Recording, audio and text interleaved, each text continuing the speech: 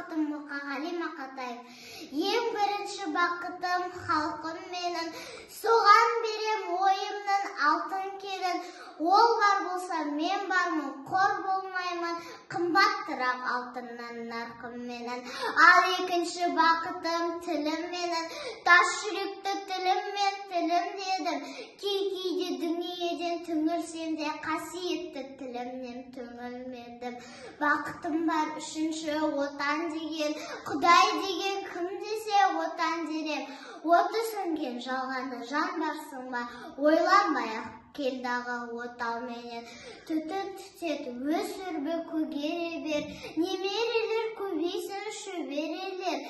Жадын ұста жақсылық күтпегейсін, от емес оқ сұрасам менен егер. Үш бірдей бақытым бар алақанда, мен мұндай бақытты жаратарым ма?